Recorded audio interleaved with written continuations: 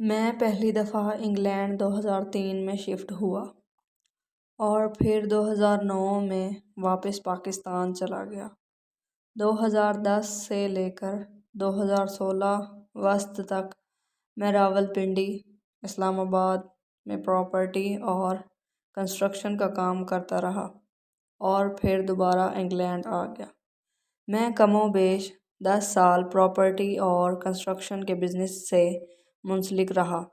اس دوران میں نے راولپنڈی، اسلام آباد میں بہت سارے نئے گھر تعمیر کر کے فروخت کیے۔ پراپرٹی اور کنسٹرکشن کا کاروبار کرتے ہوئے بہت سارے لوگوں سے واسطہ پڑا، جن میں اچھے اور برے لوگ بھی شامل ہیں۔ بہت سارے لوگوں سے تعلقات بنے اور دوستیاں بھی قائم ہوئیں۔ اس دوران میری ایک ایسے شخص سے بھی ملاقات ہوئی جس کی شخصیت سے میں بہت متاثر ہوا۔ جلد ہی اس سے میرا بہت اچھا تعلق بن گیا اور پھر یہ تعلق بہت اچھی دوستی میں تبدیل ہو گیا، اور یہ تعلق اور دوستی آج بھی قائم و دائم ہے۔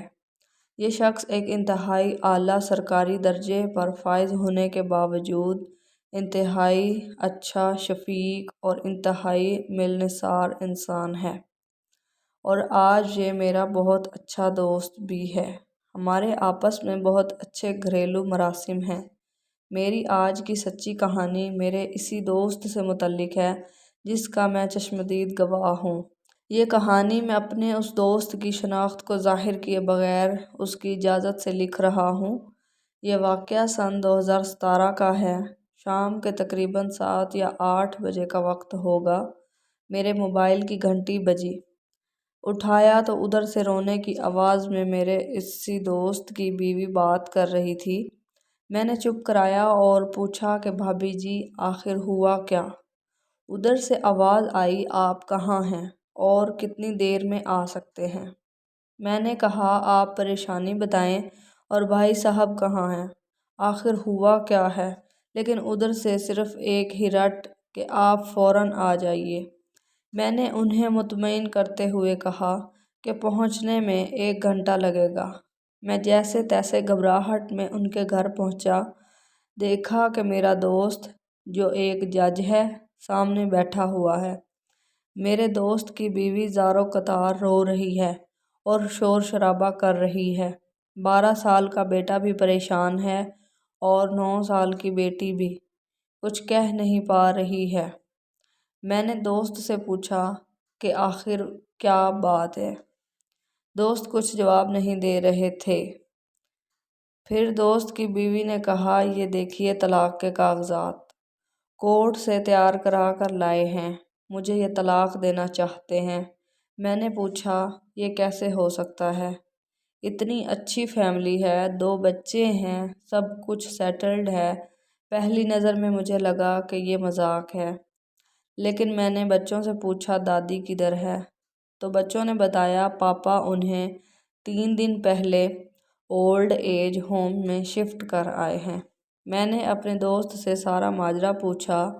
وہ کچھ دیر خاموش رہنے کے بعد معصوم بچے کی طرح پھوٹ پھوٹ کر رونے لگے اور بولے، میں نے 3 دنوں سے کچھ بھی نہیں کھایا ہے۔ میں اپنی 70 سال کی ماں کو اولڈ ایج ہوم چھوڑ کر آیا ہوں۔ پھر انہوں نے روتے روتے تفصیل کچھ یوں سنائی، پچھلے سال سے میرے گھر میں ماں کے لیے اتنی مصیبتیں ہو گئیں کہ بیوی نے قسم کھا لی کہ میں ماں جی کا دھیان نہیں رکھ سکتی۔ نہ تو یہ ان سے بات کرتی تھی اور نہ میرے بچے ان سے بات کرتے تھے۔ میری بیوی کی شہ پر گھر کے نوکر بھی میری ماں سے اکثر بدتمیزی کر جاتے تھے۔ میں اکثر جب کورٹ سے گھر واپس آتا تو اپنی ماں کو چپکے چپکے آنسو بہاتے ہوئے دیکھتا۔ میں اس کی وجہ پوچھتا تو وہ بات کو ٹال جاتی، لیکن آہستہ آہستہ سب حقیقت میرے سامنے کھل کر آ گئی۔ ساری صورتحال جاننے کے بعد میں نے اپنی بیوی سے بات کی اور اسے بہت سمجھانے کی کوشش کی، لیکن میری بیوی نے صاف انکار کر دیا کہ میں تمہاری ماں کا خیال نہیں رکھ سکتی۔ میں نے بہت کوشش کی پوری فیملی کو سمجھانے کی، لیکن کسی نے ماں سے سیدھے منہ بات تک نہیں کی۔